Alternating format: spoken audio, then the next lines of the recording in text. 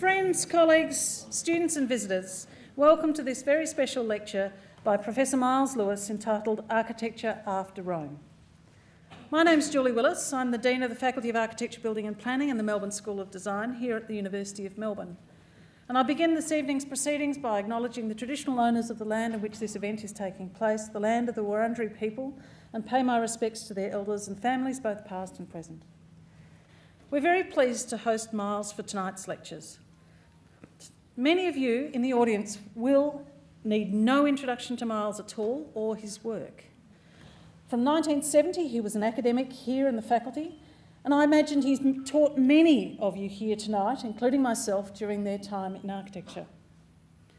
His scholarship and teaching has helped shape a whole generation of architectural historians and heritage practitioners, and he's one of the most foremost architectural historians himself. He's the author of numerous books, articles and papers on architecture and building history, urban conservation, urban renewal and housing policy in Melbourne, nationally and overseas. He's a member of the Order of Australia for his service to architectural history, heritage protection and urban planning, and he's also received the Centenary Medal for his service to Australian society and the humanities in the study of Australian architectural history. It is my pleasure tonight to announce the Miles Lewis Fellowship, made possible by a very generous gift of the Vera Moore Foundation. The trustees of the foundation are recognising the stellar career of Miles Lewis while ensuring the long-term quality of education in the area he's so passionate about. When fully established, the fellowship will bring international experts in architectural history to lead studios and teach in the faculty on an annual or biennial basis in perpetuity for the benefit of our students. This gift recognises the significance of architectural history and the role that it plays in the future of design. It acknowledges the faculty's long history in this discipline and how the faculty and university have placed great importance on the future of the discipline through the recently created Australian Centre for Architectural History, Urban and Cultural Heritage. The fellowship is expected to include a lecture, ensuring the public of Melbourne will benefit also from this generous gift. I'd like to thank the trustees of the Vera Moore Foundation, Ian Morrison and Roger Blythman, along with its secretary, Bishop Ian George, for making this opportunity possible. So please now join me in now making a warm welcome for Miles Lewis.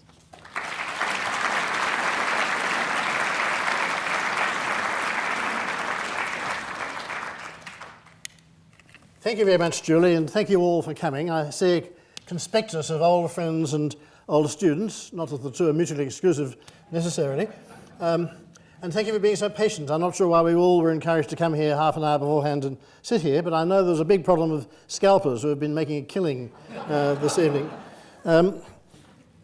If you find a dead dog by the side of the road covered in maggots, you may say, well, this poor creature's been assailed by a squadron of ninja maggots. But on reflection, you'll probably decide the dog has been killed by a car and the blowflies are moved in opportunistically. That's how I believe you should see the collapse of the Western Roman Empire. It was not so much that a great alliance of barbarians overcame the empire. It's the empire was moribund, failing in its own right, and this gave the chance for the barbarians to come in. Because there had been always barbarians surrounding Rome, and indeed there was quite a major raid by the Franks into Spain in the 3rd century. It's just that now the empire was weak enough for them all to come in as once. Now, I know there'll be people here who will say that I'm telling you the bleeding obvious, but it's not so obvious to the non-specialist that the empire was in that state. And it raises a very important, one of the most important what-if questions of history, which is, what if the Western Roman Empire had not succumbed to the barbarians? What if it continued, as the Eastern Empire did, for another 1,000 years? Because the barbarian nations are the founders of most of the modern nations of Europe. And Europe would be a very different place if the empire had continued. And indeed, the world would be a very different place. It's arguable that is a meaningless question, but I won't pursue that any further. But I have to say, although I'm a mere architectural historian, I can't avoid touching on these general issues. And I'm very happy for anyone to interrupt, question or correct me as we go. So don't hesitate to stick your hand up and the mic will be brought to you. There's some people with very great authority here on a number of topics which I'm going to touch on who may wish to speak up. With that qualification, though, it's fair to say that the population of the Western Empire had declined in relation to the East. Why it did so isn't important. There have been many theories, including the idea that people have been poisoned by the lead water pipes of Rome. Why, as I say, it doesn't really matter. The strength of the army had decreased, and the empire relied more and more on federates, on doing deals with surrounding nations to protect the frontiers. Some would say that thirdly, the economy had been crippled by heavy taxes under Diocletian. Others would say that the reforms he instituted were perhaps more than counterbalance the bad effect of the taxes. And in due course, there was a great outbreak of bubonic plague. One hears of it in Constantinople in 543, but it also ravaged especially Spain and Marseille. So when you look at the map, your first reaction might be that the empire is visited by multiple catastrophes. But there are so many incursions by so many different peoples that it's nothing like an organised military campaign. It's more that they are filling a vacuum that has emerged in the empire. And what's new at this time is simply the number and scope of the invasions. They were not, by and large, allied to each other. It wasn't a coordinated campaign, with the exception that in 406 there's a loose confederacy of Alans, Vandals and Sueves which was able to cross the frozen Rhine and enter Gaul and rampage southwards for about 3 years, looting.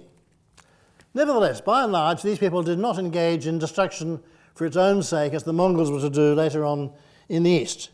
They were not armies so much as migrating nations. They were implicitly or explicitly, implicitly in many cases, but explicitly in the case of the Visigoths, looking for somewhere to live, looking for a new homeland to settle in. And there's no point in destroying things at random. Of course, they looted and raped and so on, but in the end, they expected to find somewhere to stay. So the Dark Ages, which resulted, are the period when normal governmental, commercial and cultural links across Western Europe were distorted and were destroyed, but it was not a period of total anarchy and destruction, as one might assume. If you're old enough to have watched Kenneth Clarke's famous television program on civilization, you might have been left with the impression that classical and biblical learning were destroyed in the Dark Ages, preserved only in the Library of Alexandria, and then rediffused back by Arab scholars at a later date. But that is really a gross exaggeration. Although the ongoing traditions of scholarship were largely destroyed, the manuscripts were not. In fact, there were quite serious pockets of classical culture remaining. In addition to Rome, there was Ravenna, which was an outpost of the Byzantine Empire, and then right across Gaul and elsewhere, there were pockets fairly untouched, where the Romanised population still were able to live. I like to look at it as being like the tide going out on a coast, leaving rock pools, in which some of the fish survive, the various species survive. But when the tide comes back again, the rock pools join again, and the area is repopulated by at least a proportion of the species that were there before. And that's what happens with the revival of Europe after the Dark Ages. That analogy applies quite well to architecture as well as scholarship generally. It does not apply, though, to building technology for a particular reason. While in this period, building continues in timber and wattle and daub and sods and so on, building in stone, proper building in stone, stops. Building in stone is confined to the use of rubble as opposed to cut stone, and to spoils, which is to say elements looted from earlier classical buildings, capitals and columns and so on from elsewhere. Quarrying, new quarrying, real quarrying ceases. Ashlar, cut stone masonry, ceases. Masonry vaulting ceases. With the slight exception of Ravenna, which I won't go into for particular reasons. During the invasions, in some places, populations fled from the barbarians. They fled into forests and caves. This is a cave settlement in the north of Spain. To be honest with you, it hasn't been fully excavated and dated, so I can't prove that it dates back to this phase, but it gives you the sort of idea. But in other cases, the rich and the noble were able to retreat from the towns back to their own villas, their own more or less self-contained estates, and live on in some degree of prosperity and peace. Now, although there were and are many surviving Roman buildings in Europe which can serve in due course when the revival takes place as exemplars for architecture, and also in the meantime as quarries for building materials, they didn't have much influence on the invaders because the invaders had not got a tradition of building in stone. So they would have, by and large, I think, ignored the Roman buildings. Today you can see in Europe still Roman walls and gates and aqueducts and amphitheatres, even a few temples in Western Europe. But the villas and farmsteads to which these rich people would retreat in times of trouble are largely gone. And they are, in many ways, much more important than the public monuments. They are known only from, in some cases at least, archaeological remains. And that's not because they were destroyed by the barbarians, it's because they were functional workaday buildings and estates which went on evolving. This is just a reconstruction, I don't know how accurate, of one of them. So it would be a large farm complex, defensible at least from minor raids by the walls and so on. And there were many of these, all in different forms, across Western Europe. Here's an example. The monastery of Cluny was founded in a Roman villa in the early 10th century, and by now, almost a bit over 100 years later, the original buildings have gone entirely, not because they were destroyed by the barbarians, but because the monastery was so successful that the buildings were all replaced. So there is, in fact, to my knowledge, only one of these Roman villas still standing above ground in some recognisable way in Europe, and it's not at all typical. It's the Villa of Cencellas, which is near Tarragona, the ancient Tarraco in Spain. It has an odd plan because it seems to have had a private bath complex in it. That's what the quatrefoil and circular shapes are. And today, the circular one is really quite remarkable. It has this dome. You can see only fragments of the mosaic survive, but they've sketched in the architectural framework of it. And this is claimed to be the oldest example of Christian dome mosaic in the world. In fact, it's more complicated than that because the middle is Christian, the outside is secular. It has hunting scenes. And what seems to have happened is that the owner of this villa had a bath complex here, and the hunting scenes are quite appropriate to bath complexes. There's the famous hunting baths at Leptis Magna in Africa, not quite the same category, but the same idea. But it seems that he died, and the bath chamber was turned into a mausoleum. And so the mosaics were completed with Christian motifs up to the top. That is sort of the best guess for what happened here. But as I say, this is not typical, and it's not going to shed much light on my main theme. What's more informative is this. In 353, a farm building facade collapsed in Britain, fell face down on the ground, and remained there largely intact to be excavated in modern times at Mearnstoke. And so it's been possible to reconstruct the end elevation of this substantial farm building. And once you see that elevation, you realise how much continuity there was between this more informal architecture of Rome and the informal architecture of the Romanesque 800 or 1,000 years later in date. That's the continuity we easily forget about, which survives through this intervening period. I want to give you one particular example of a place that seemed to continue to evolve quite peacefully throughout the invasions. Egora is an ancient diocese established by the Visigoths near the present-day Barcelona. In fact, the present location is called Terrassa. It's almost a suburb of Barcelona. And it seems that the diocesan complex was established in some sort of palatial Roman villa, which you see here.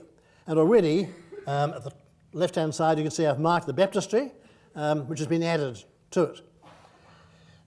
Now, Rome lost control of Spain completely at the beginning of the 5th century to the Visigoths. And the Visigoths established this complex here at that time. So the invaders were straight away building major Christian complexes. At this time, the Visigoths adhered to the Arian heresy. They converted only in the 6th century to Orthodoxy. But with that qualification, this place remained in use right through the Dark Ages into the early medieval period. Just to follow what happened here, now you see the baptistry at the top is gone. It's been replaced by one at the bottom in the foreground because the whole major space has been turned into a church, a single nave, simple church with burials below the floors indicated there. And then it takes this form. The church, single nave church, is replaced by a much more pretentious one with 3 aisles and with an apse at the end.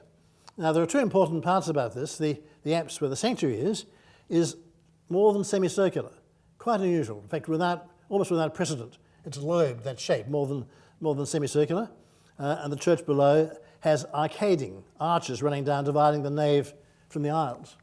Now, the lobed apse is an exclusively Visigothic feature. This is a Visigothic contribution to architecture quite without precedent before. The arcaded aisles are what you might expect to find in the east of the empire or in North Africa, but not in Rome. So one tends to assume that Western Europe was a sort of subsidiary of Rome, and it's not. All sorts of other influences come into Spain and elsewhere at this time, which I'm hoping to demonstrate to you. And Rome has less importance than you would possibly imagine. I want to particularly touch on the role of North Africa in all this. This is my subjective understanding of the sort of strength of Christianity at this time, about 500. Now, you're not surprised to see that Constantinople is bigger than Rome because the power in the empire has moved to the east, and Rome is now a backwater. It was sacked twice, once by the Visigoths and once by the Vandals. Population has declined. It still has the prestige of the papacy and of all the martyrdoms that took place in Rome, but Constantinople is where it's all happening, except that in Syria is a much greater population base, hundreds and hundreds of churches, very large monasteries, and of course all the sites of the Bible. So Syria was a very important Christian region. On the other hand, North Africa doesn't have those biblical sites. It was prosperous though. What it has is the doctors of the church who developed the Western Church's doctrine. It was enormously important in church history. So we have figures like these. I won't go through them except to say that at the bottom, Augustine of Hippo, for those who are not Christians, if there's anybody of that nature here, Augustine of Hippo was the man who rather endearingly prayed, "Lord, give me chastity and continence, but not yet." Now, by 800, all that region from Syria around to North Africa has been swept away by the Arabs and the march of Islam. And so only those 2 old regions remain. Rome now really a shadow of its former self, and Constantinople being the main centre of Christianity. I want to now turn to Rome itself and look at the major basilica, St. Peter's Rome, the basilica which stood on the site of the present St. Peter, modern St. Peter's. The early basilicas in Rome had been sheds. They were just large sheds in which mostly for burial, and funeral feasts were held in them. And even now, this basilican church, which was founded by the emperor as a very prestigious foundation, is still more like a shed. It's not like one of the great classical temples or public buildings. It's still rather shed-like in character. You enter up the steps at the bottom on the axis into an atrium, and the atrium has in the middle a cantharus, which is a fountain with water in it. It would have some three-dimensional development not shown there, where you're supposed to purify yourself before you enter the church, rather as you do in a mosque today, and you pass through the axis into the main nave of the church. But this, of course, is all gone, and much of this reconstruction is hypothetical. In North Africa, however, you have a complex like this, much of which survives. This is the lower parts of the building survives. So what's gone in Rome survives in North Africa to a substantial degree. And you see it's the same scheme. This is at Tabessa or Thaveste in Algeria, contemporary with the old St. Peter's Rome, possibly even started a bit earlier. You approach on the axis, as you see, with the arrow on the left, enter the atrium, which has the cantharus, that's the fountain in the middle, pass that and go into the nave of the church.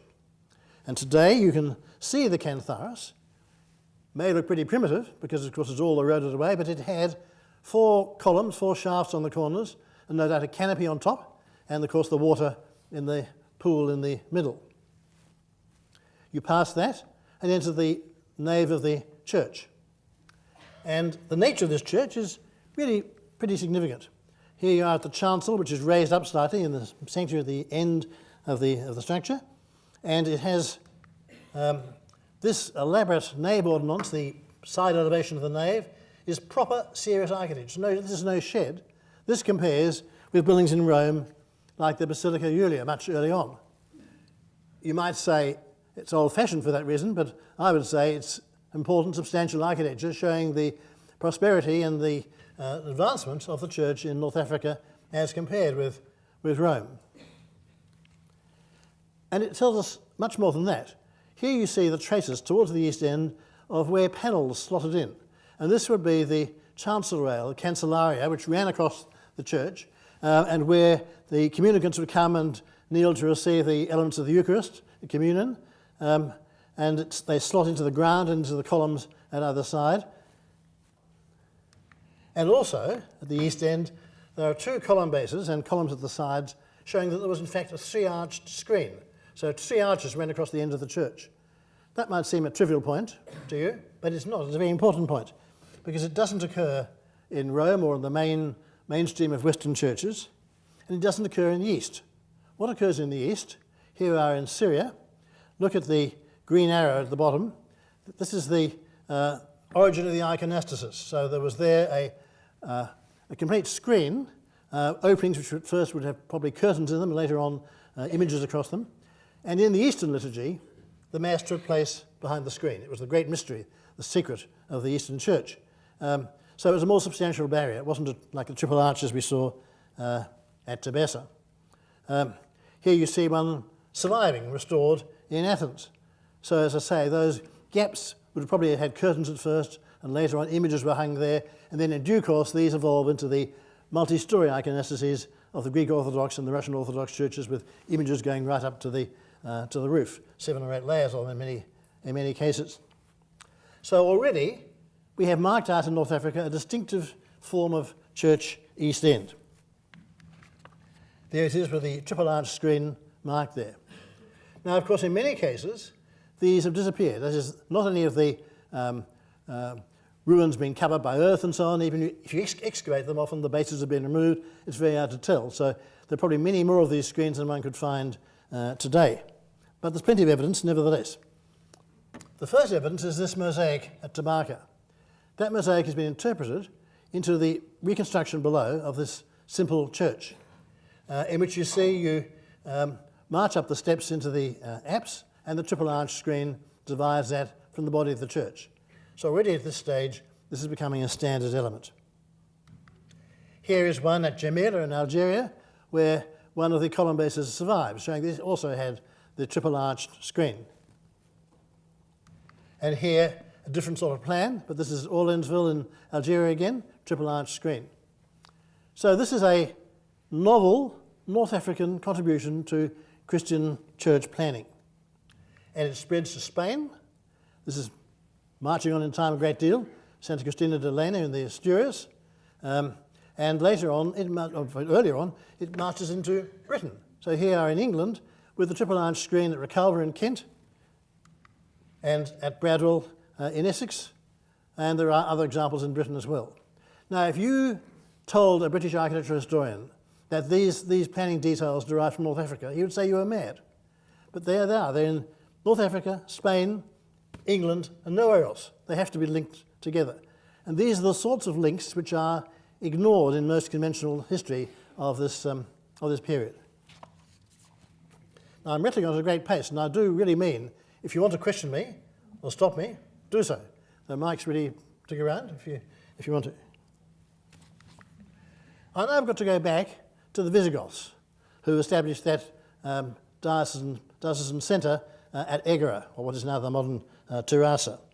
The Visigoths began at the, well, first they were on the Black Sea, and they were displaced by the Huns. The expansion of the Huns shifted a lot of the barbarian tribes in towards Rome, and the Visigoths actually sought sanctuary in Rome and were, for a time, settled by Rome on the Danube frontier, where that dotted line starts at the end of the Black Sea.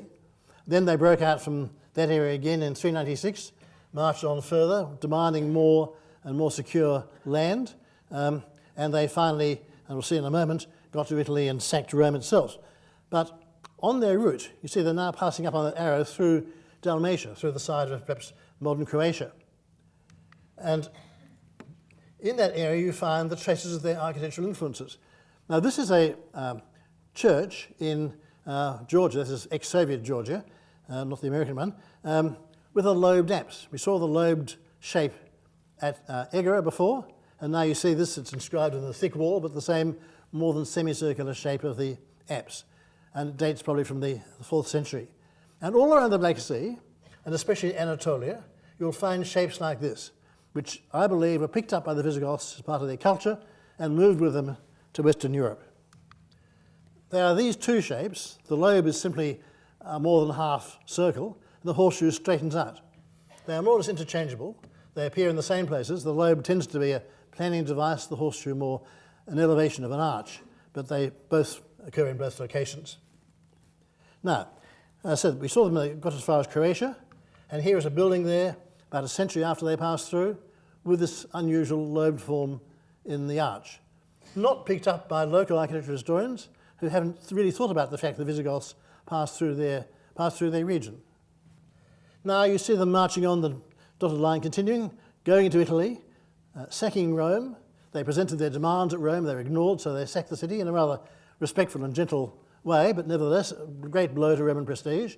They went on, they went into France for a time, and then the Western Empire did a deal with them that if they would go into Spain and chase out the lands and the Sueves and the Vandals, they'd be given a permanent home in France, in Aquitaine, which you see marked up at the top. In the end, the Visigoths really extended their realm from France into Spain, and later on were displaced mainly by the Franks from France, from what was then Gaul, and became more centred on Spain. And that's where I want to look at a couple of their buildings. Here's the first of them. This is the Roman amphitheatre at Tarragona. And in the middle of the amphitheatre has been built a Romanesque church at a later date. And in the middle of the Romanesque church, before it, is a Visigothic church. And they're the two, you see there now marked. And there you see the Visigothic church there and in plan. So you see the lobed apse, once again, in this possibly early 6th century Visigothic building. Note that those are blocks not made for the purpose, not cut to shape. These are spoils and scraps taken from elsewhere to build this shape. This is still a period when no proper stone masonry is being used in Western Europe. And that's where we saw the lobe before in that view of Egera. The next example I want to show about the Visigothic work is at Egera, but the buildings we saw before, just go for a moment, those buildings have been destroyed. That is, there are excavations of those. There are remains of tombs and other details. But behind those buildings are surviving buildings, which you see here. 3 of them you see there in view and in plan. And the big church, which is largely Romanesque, has a Visigothic lobed apse at one end, the dark one at the top. Next to it is the baptistry of San Miguel, which is a wonderful structure, and a rather mixed structure, the Church of Santa Maria. And I want to turn in particular to the baptistry. That's it there, it's a gem of a building, and I won't go into detail. I want to just refer though to, there's the wonderful plan with these lobed shapes, but I want to refer to the columns and capitals. Because once again, these are spoils. You see the capitals don't fit the columns. They're different forms of classical capital, got from different buildings. In some cases there's been a bit of recarving or patching up with plaster, but they're really all different and they don't fit the columns they stand on. Here's a sort of conspectus of some of them. This is my next example, the Church of St. Juan Bautista, St. John the Baptist at Banos de Torato. There you see a lobed arch at the entrance.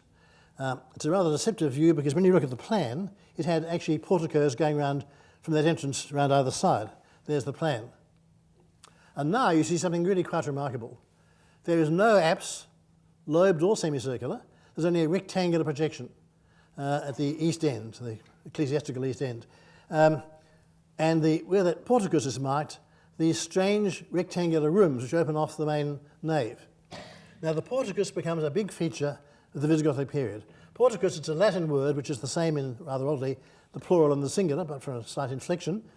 And it means any of these chambers which open off the church through what is more or less a doorway. They're not like a transept, part of the main space. They're separate rooms. And they come in all sorts of shapes and forms and sizes. Here inside that church, a lovely simple nave, but again with lobed arches.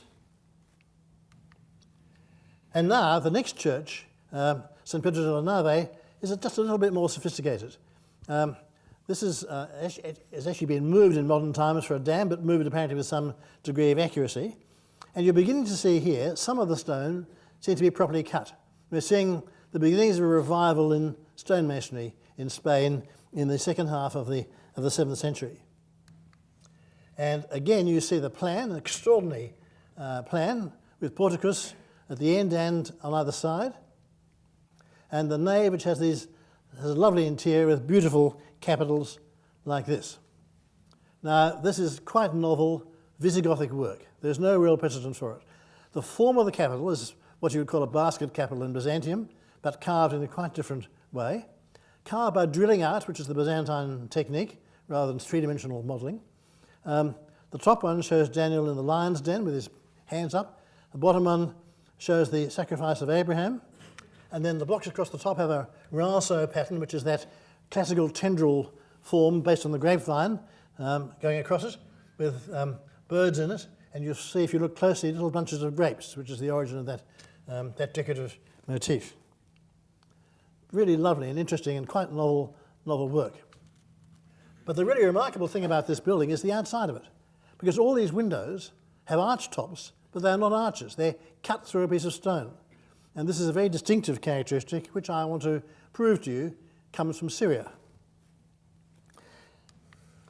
And I'll come back to this in just a moment. This is the last of these Visigothic churches, Santa Comba de Bandeia, right up in the north, that Orense. The date is a bit uncertain. The stonework looks a bit more primitive again, but it has inside it some remarkable decoration. There's another of those rinceau schemes, or frieze or impost moulding. These become so standard, the Visigoths use them so much that they hardly think about it, because that shows bunches of grapes alternating with leaves, and sometimes they use it upside down so the grapes are pointing upwards without even recognising the ridiculousness of it. But it's really interesting, almost Art Nouveau work in character. But most of all in this church, I want to look at these capitals, because you have on the left the remains of a classical Corinthian capital with the acanthus leaves, now reduced to some sort of knobbly moulding, but recognisable. But in the foreground, the acanthus leaves are being subsumed into a more abstract shape with lines of rope or cable running up the angles. This is quite a novel feature. Then above it, the impost block at the top has these diagonal lines across it, which are part of the same sort of decorative development. Now, this is important in that these are innovative carvings, as they were in the previous church. They're not imported, they're carved on site, so it doesn't imply any great redevelopment across Spain of a masonry industry, but they are signs of creative development in these churches. So what I'm saying is, the Visigoths had no history of building in cut stone, but after about 650, in these examples I've just shown you, they begin to do so. These new buildings are associated with two Syrian characteristics: the Porticus, which I'll now come into more detail, and the monolithic arch, which is what we were just looking at. And there's independent evidence of Syrian migration to the west at this time. People have done studies since I first sort of entered this arena. They've traced the appearance of Syrian surnames in Spain, so there's no doubt about the migration. And I want to turn first to the development of the Porticus. Here are three early examples. The top left is the one we saw before, St. Juan Bautista. The top right is the church in what is now modern Bulgaria, in where the transept should be their separate little rooms. And the bottom one is a bit different. That's in Syria, at Kefafinsa, and there the rooms are not true porticus because they open into the external portico rather than into the nave itself. But you can see some degree of similarities, family similarity, in these plans. But if you go to Syria itself, you'll find much more. All these have rectangular ends, no apse at all, no projecting apse, rectangular ends, usually just a development of where the apse should be, the sanctuary should be, and the chambers on either side, which occur often especially in the East, in the more Orthodox church planning. Now these are not universal in Syria, these are selected churches. There's a huge variety of churches in Syria, so I'm not saying the architecture of Syria has been translated to Spain, I'm saying that certain aspects seem to have strong links with Spain. And here are more Spanish plans. Again, the one in the middle we've seen. The one on either side are new. Now, those Porticus forms will see it persist in Spain, and they also appear in England in the same churches I showed you before with the triple arch screen. And once again, there's this continuity between Spain and England, which is not generally referred to at all or recognised at all. The other aspect I said I'd return to was what I call the monolithic arch, and this is something I've lectured on in the past, and some people here may recall it, and I apologise if that's the case. But the point I'm making here is that the arch works like this, with voussoirs, radiating voussoirs. It's actually a form typical of brick cultures. It's the only way you can span a space really in brick, or even in mud brick in some cases. And so the culture of Rome, which was in origins a brick culture, uses the arch. Although by the imperial period, the major arches are made of concrete. So an arch like this is really just a solid mass of concrete. It's not an arch in a structural sense at all. But in Syria, there's a long tradition of stonemasonry, but not of using the arch. So what happens in the 5th and 6th centuries appears to be that the masons are required or wish to imitate the fashionable arch form of Rome, and they begin creating these shapes. But instead of building an arch with proper radiating voussoirs, which is structurally sensible, they cut into the stone at the top and actually weaken it. It works less well as a beam now it's had the arch cut into it. It's something that is not natural, it's not done elsewhere, it's something that arises in Syria for these, what I surmise are these reasons.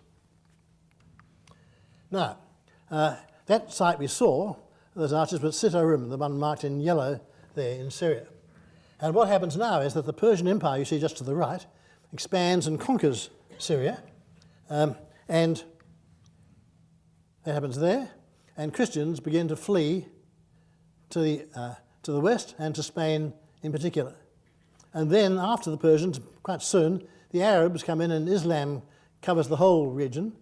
The Arab Caliphate extends across Syria and Egypt, and the Visigoth kingdom is by itself there, with its trapped Syrians now becoming part of the ongoing community. The church of St. Peter del Nave we saw is there, but here's the surprise. St. Paul Jarrow in England has some of the same characteristics. The same monolithic arch appears there. Now you might think I'm off my head, supposing that masons from Syria would get to England. But in fact we know that Benedict Biscop, the clergyman at Jarrow, wrote for masons from Gaul. So masons who had probably come from Syria anyway to what is now France were being summoned to Jarrow. The number of stone buildings being built in this period was so small, and it was such a specialised area that masons travelled huge distances. Anyway, here we are. Sorry, that's reminding you of St. Peter del Nave. And here's my argument. Syria has this long tradition of stonemasonry. In the 5th or 6th century, the monolithic arch, as I call it, the arch made of one block of stone, has appeared in Syria. It's distinctive. It's hardly known anywhere else. In the late 7th century, Syria was invaded by the Persians and then by the Arabs and converted to Islam, and many Christians fled to the west, presumably including stonemasons. And one of their main destinations was Spain, and in Spain, suddenly, Syrian characteristics like the monolithic arch appear in the 7th century in a number of locations.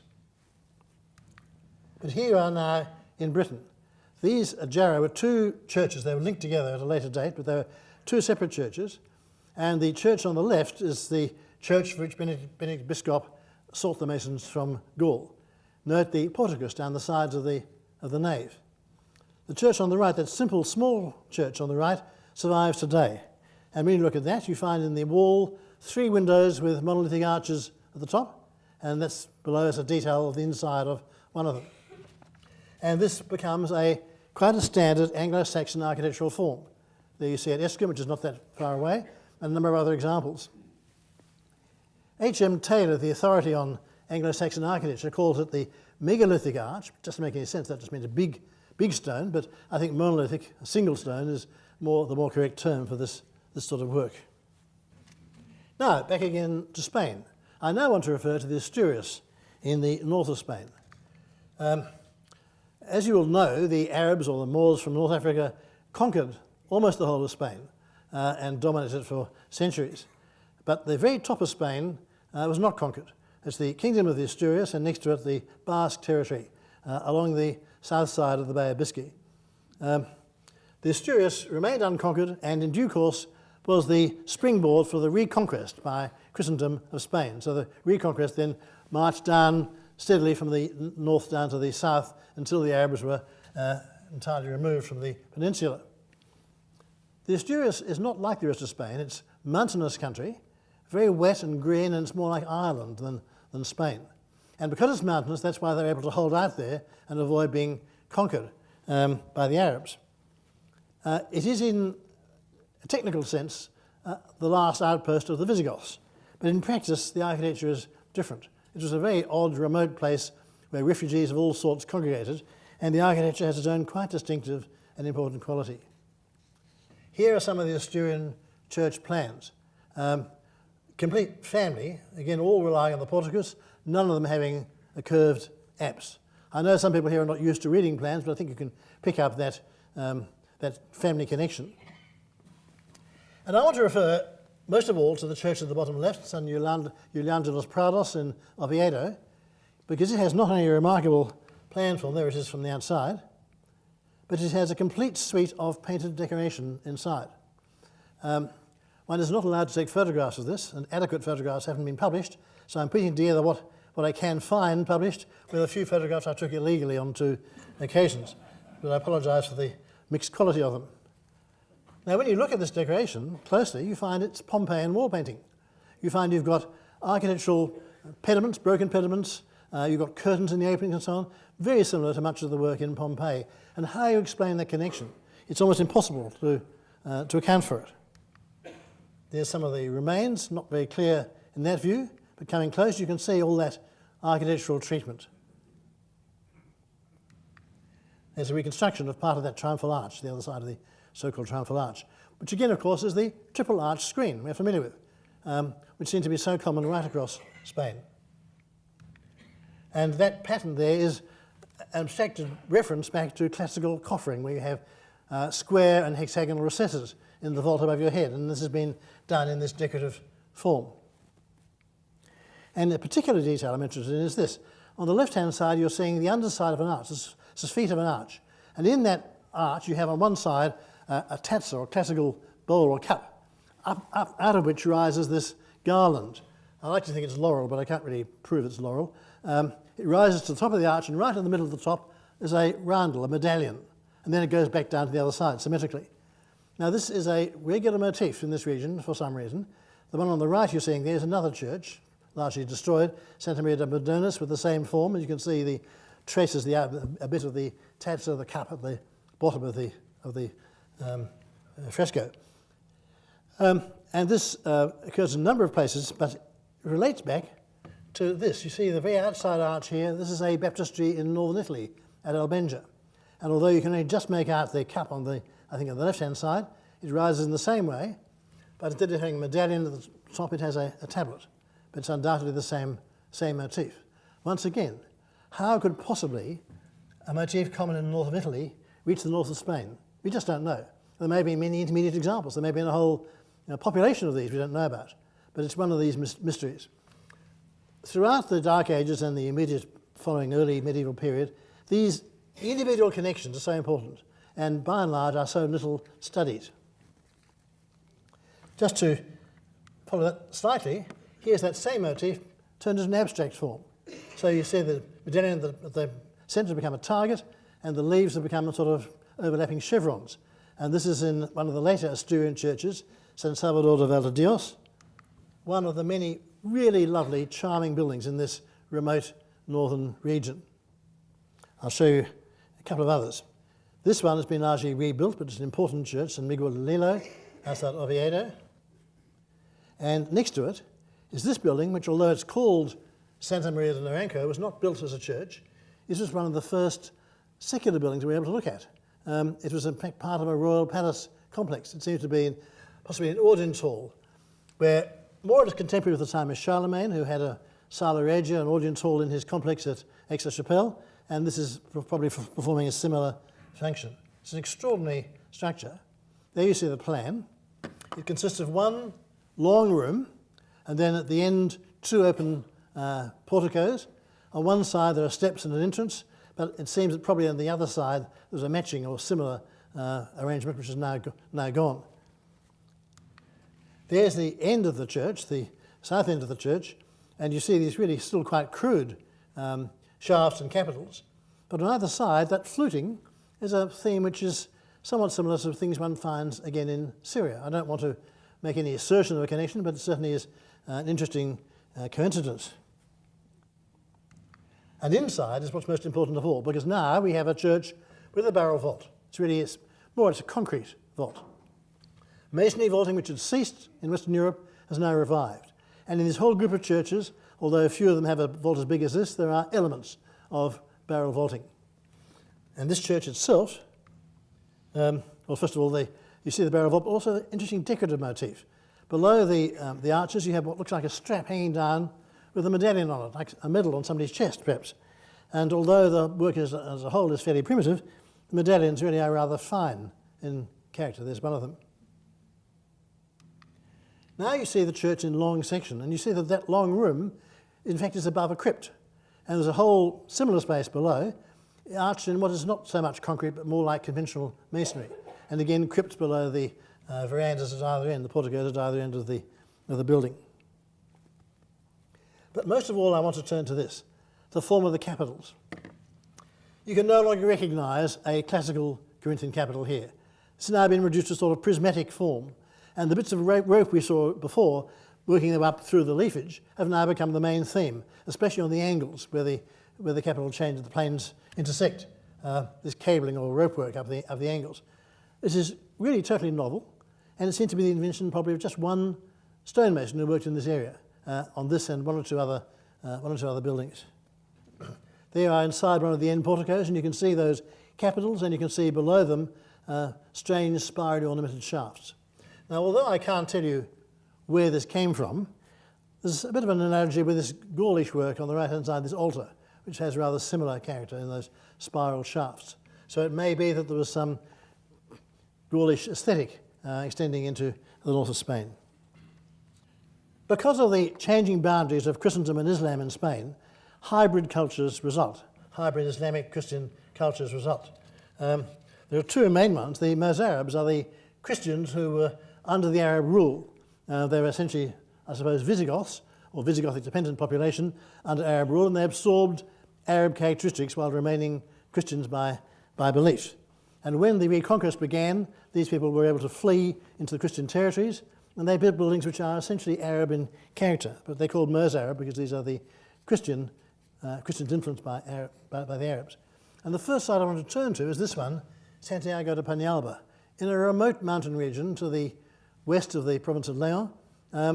Wonderful scenery, and we, last year, our party went up here in a little minibus, and it was still a long, tedious drive, but in particular, the road is so narrow that the bus could hardly squeeze in between the houses as we passed through. And this is what the sort of remote place this is. And here, in the village of Santiago de Peñalba, is this lovely, sturdy church. It looks like a very simple structure. It's actually not so simple. There it is there. You see it has lobed arches throughout the interior. It has umbrella domes. I won't go into that detail, but not only over the main crossing, but at either end of the church. It's a double-apsed church. But what concerns me most of all is this. This is one of the most beautiful details anywhere in Spain. This doorway, which is a Mozarab doorway with lobed arches, and the surrounding label mould, the rectangular shape wrapping around it, which is called an alfiz. A delicate and beautiful example. But in particular, the capitals. Because now, for the first time, we see at the entrance here, the capitals all match. They're all the same, and they all fit the shafts below.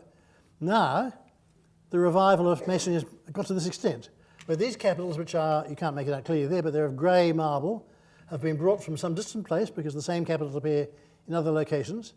And that means that the network of commerce and trade has been able to be re-established, and things are able to be sent hundreds of miles from a quarry to the required building site.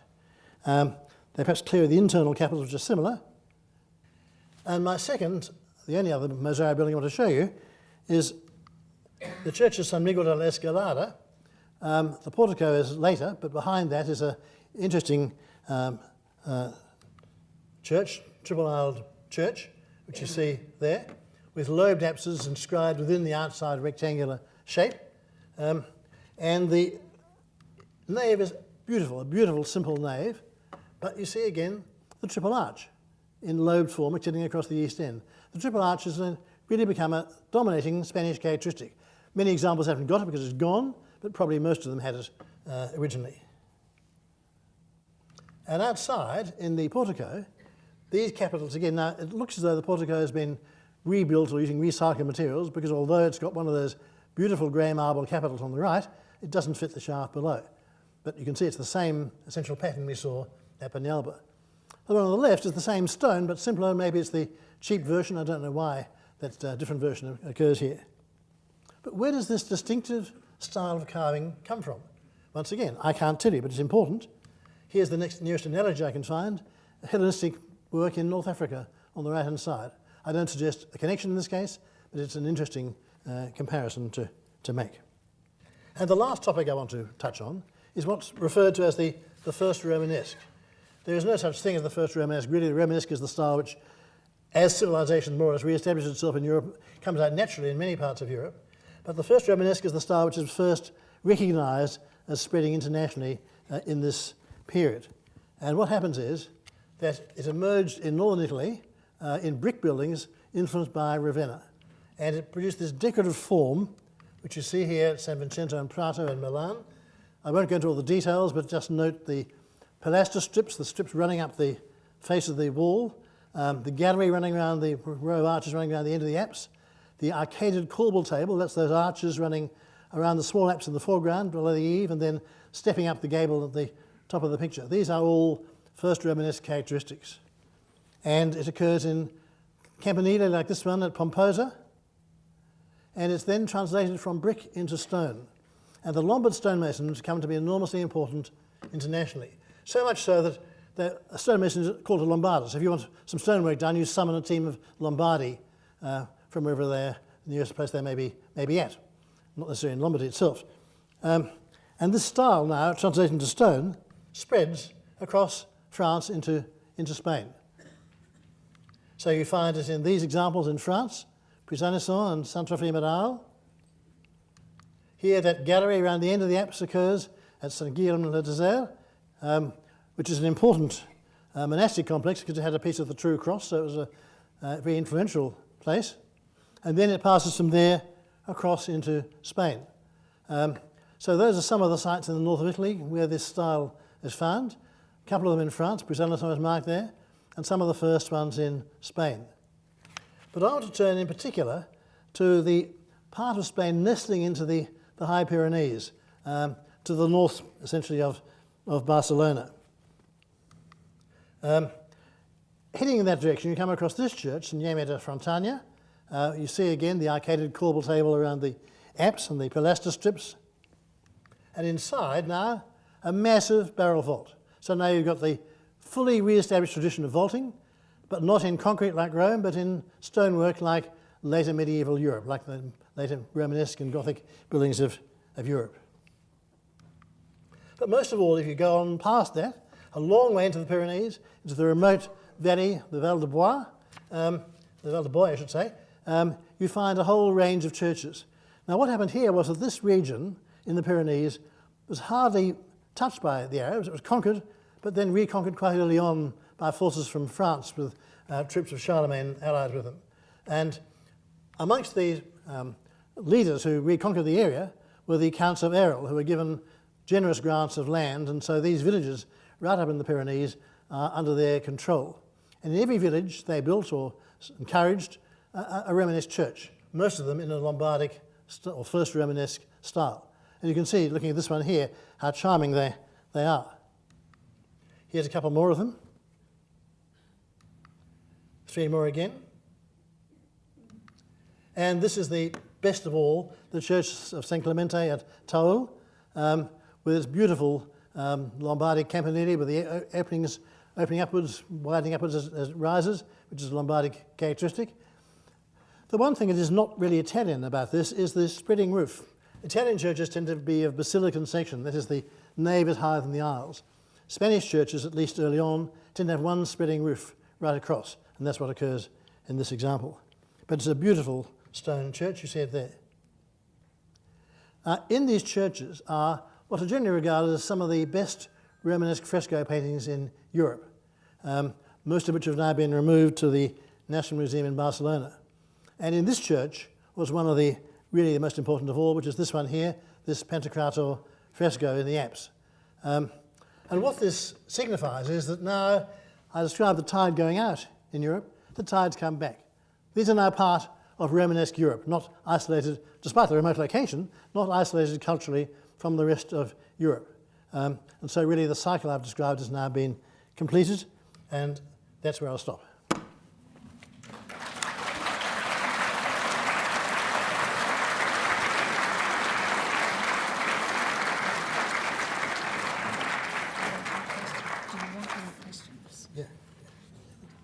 We've probably got time for one or two questions, if there are any in the audience. There's one up the back there.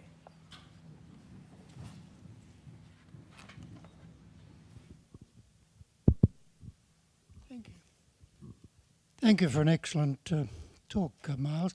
I'm intrigued to know what role Ravenna played. You pointed out a couple of times that it was a key element in the whole progress of change. Can you comment a bit further on the importance of Ravenna? Yeah, certainly I can. Ravenna was an outpost of the Byzantine Empire. It was an exarchate. It was ruled by exarchs who were like the governors general appointed from Constantinople. It wasn't really part of the Western world at all. So the Byzantine tradition was strong in Ravenna. And in particular, it was linked with the Adriatic and the stone quarries at Istria on the other side in what is now Croatia. And so it had a tradition of stonemasonry from the living quarry there, which didn't exist elsewhere in Europe. So in two ways it was separate from all the other developments. And the greatest of all these monuments in Ravenna was the Mausoleum of Theodoric, a fascinating cut stone building, which is quite exceptional in European terms, but understandable when you see Ravenna as being linked with the Adriatic and in the end with Syria, which is the main influence in that region. Is that sufficient? In the middle. Miles, thank you again for an extremely interesting talk. A couple of questions. Do you think that the decline of masonry and cut stone had anything to do with possibly no longer slave labour available?